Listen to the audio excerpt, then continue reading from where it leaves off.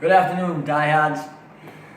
Today we got a big one. Boston Celtics versus the Cleveland Cavaliers at the Garden. Place should be rocking.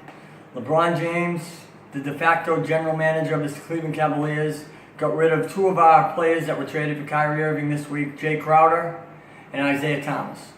LeBron, let's not kid ourselves. LeBron is running the Cavs, and owner Dan Gilbert and GM Kobe Altman may know it, may not know it, but he makes decisions. And I've never seen that in my life in sports because of how good LeBron James is. He has the ability to say who he wants to and doesn't want to play with. Now, I still think even with the moves they made, he's still leaving. That's an opinion and a debate we can have later. Today, we got a big matchup.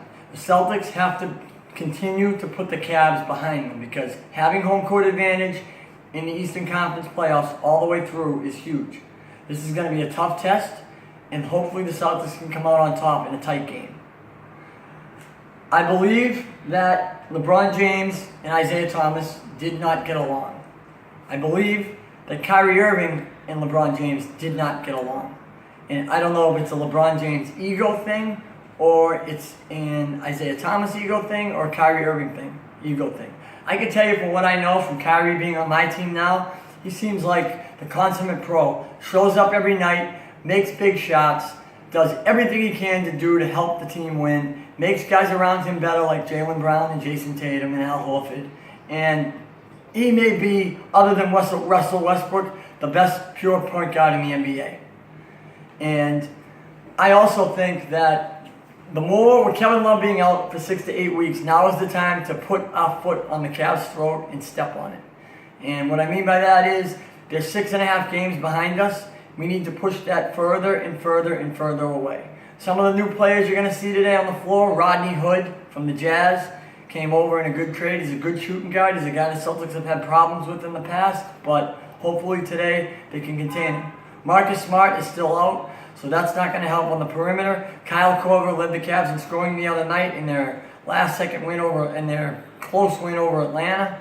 And Kyle Korver is a guy that the Celtics have had trouble with over the years, so the perimeter defense, Terry Rozier is going to have to step up and play a big game on the perimeter. I expect Rozier to have a 30-minute game, and like I've been saying all year, Terry Rozier can take Marcus Smart's place next year when they do decide to either give Marcus Smart the qualifying offer or they decide to let him leave as a restricted free agent. A couple of other things. Larry Nance Jr. and Jordan Clarkson will help, but it's not enough to keep LeBron in Cleveland. And I'm looking forward to today's game, as should anybody else that's a green teamer and a diehard Celtics fan. And I think it's going to be close, and shot selection and rebounding are going to be the difference. Also, free throws. The Celtics have to hit their free throws, especially Kyrie Irving hit 8 free throws the other night, and from 9 seconds left in the game throughout overtime, that was the biggest reason why we were able to beat the Wizards without John Wall. Because the Celtics had a big lead, the Wizards came back, and the Celtics were able to pull away at the end in overtime. So enjoy the game today, guys. Have fun. It should be a good one. The LeBron James Celtics rivalry is always hot, and today should be no different. Go Celtics. Talk to you after the game with my analysis. Thank you.